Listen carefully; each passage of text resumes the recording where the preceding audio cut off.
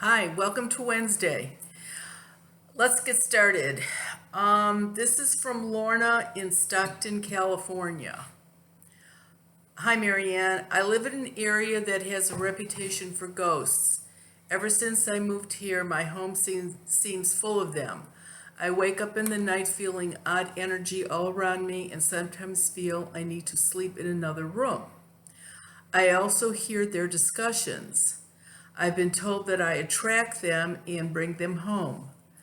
How would you suggest I solve this problem if it's true that I bring them home? Okay, interesting. You can feel their energy and you can hear them talking. You don't say if you're sick or if there's been any problem like that. I'm wondering if you see ones that have crossed over, not earthbound ones. Apparently, there's no problems with the house. If you do not want them to follow you home from work, if that's where you think they're coming from, then you really need to wear a quince seed on you so that they don't follow you. But again, I'm not 100% positive that these are earthbound spirits. The other thing that you can try is smudge the house, and if that slows it down or stops them, then you know it's earthbound spirits. If it doesn't stop them, that means they're spirits that have crossed over. And if that's the case, you can talk to those and they don't cause any, that doesn't give them any more energy. All you have to say, hey, who's ever here, you're disturbing me, please leave, and they have to listen to you. So you've got a couple things going on here. I wonder if you're a type A personality, that could be one of the reasons why, if they're earthbound, they have hooked up with you for the energy. But try that, Lorna, and see if that doesn't help. Okay, this one.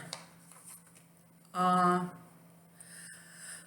son recently bought an old home with his girlfriend and her 8-year-old son, Jack, who has been diagnosed with ADHD, has been acting up more than usual.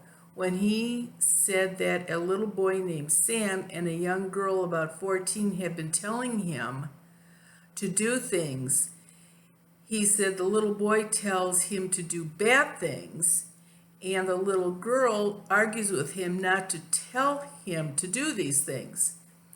Now, it may be very well that this is all made up by Jack, I understand that, but he has told me such unbelievable stories that I don't understand how he would know that kind of detail. When I talked to him, I told him to tell the children they needed to leave and go to the light, and to tell them people who love them will be waiting for them. He told me the girls said they would think about it. I don't know if he is telling the truth or has a wonderful imagination. He told me they told him how they died and how their parents died. Details of their life and their parents, having a baby that was living with them, but not their real sibling. Very odd. Okay, this is absolutely something that can be going on. And kids that do have ADHD, they have high energy, which I'm sure I'm not telling you anything, and they attract kids. Kids like kids, whether they're alive or dead. You've got to tell him to stop talking to them, however, because all that is doing is giving him more energy. Have the house blessed by an ordained priest or minister. Have try smudging, and definitely on a regular basis until the kids that are there get disgusted and leave. Telling these kids to go to the white light isn't going to work because their white light is gone. So there's no sense in telling him or anybody telling them to go to the light unless you're referring them to a close funeral home that has a service going on. They could cross over that way.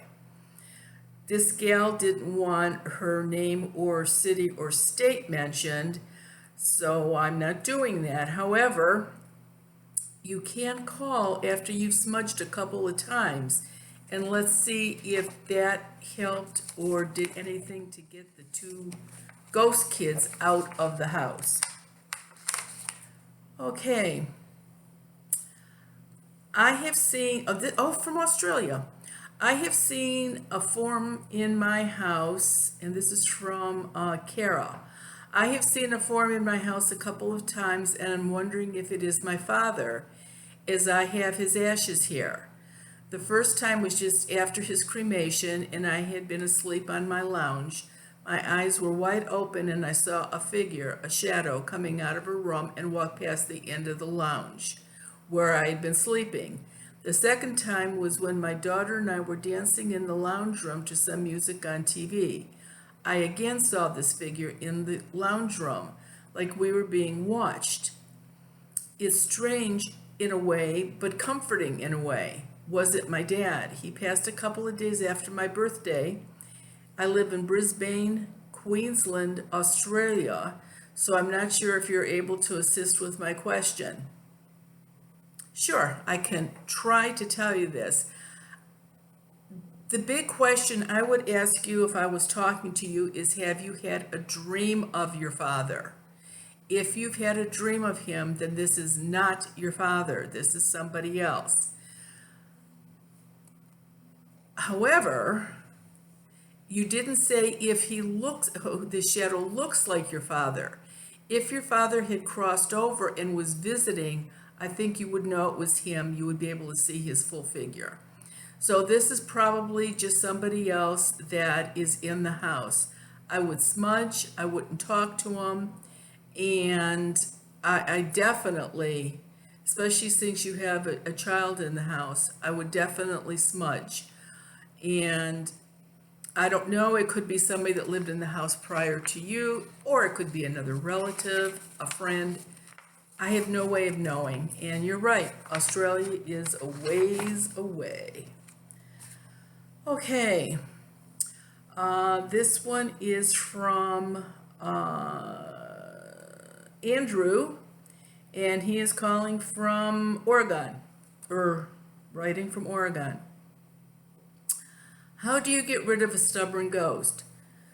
My girlfriend and mother of my son live with her dad in a house that was her mom's parents' home. Her mom passed away last year, but I feel she crossed over. The problem, I believe, is the grandmother. I'm just going on a feeling. I don't know for certain. My son is 6 months old, and he has acted like he is watching someone. And I think it's the grandmother. The reason I think she's earthbound is when I am at the house, I have headaches that go away when I leave. Every time I'm there, I could easily fall asleep. My girlfriend and I will argue about dumb stuff that when we aren't there is never an issue. It seems impossible to get stuff done. We have a number of health issues, and so does her firstborn child. And that's why I'm contacting you. I don't want this to happen to my son. He has already been taken to see the doctor a half a dozen times. I know babies get sick all the time, but it's more than usual. I even tried to communicate with the spirits of the house. I felt like my girlfriend's mom was there for a bit, and when I asked her to cross over, I felt as if she did. Another one, I'm not sure who, also felt like he crossed over. Feels like there is one that is refusing to cross over. Should I try something else? I have yet to do a cleansing or a blessing. Wow. Okay, so you've tried a whole bunch of stuff. I guess the first thing you should do is ask your girlfriend if she has had a dream of her grandmother. Because if she has, then it would not be the grandmother. And you don't say how you have tried to cross them over or how you did cross them over. So I don't really know exactly what it is you're doing, but smudging, having an ordained priest or minister come in and bless the house is always good. Unless you can see them and talk to them and create the white light and watch them walk into it, you really shouldn't be talking to them, because all you're doing is giving them more energy. And with the two little kids in the house, I would definitely do something. And again, I'm going to say smudge because I really believe that that really does help. Obviously, do not do the smudging with the two little ones in the house because that would be way too much smoke for them. See if that doesn't help. And those were the only things that I can suggest at the moment. You said you have yet to do a cleansing or a blessing. If you're doing a blessing, do not use holy water, because whoever is there is just going to be very angry if you do that. Okay. This is from Tom in Indiana. For generations, most of us have heard that if we feel a ghost or spirit in our home, we should begin to pray and tell it to go towards the light. Okay? Is this ever enough? How do the earthbounds feel and react when we do this? And there is no light for them to enter. Do they ever pray for their own light to come or try to find it in churches? Can one spirit pray for another spirit? Okay. You sort of hit it on the head.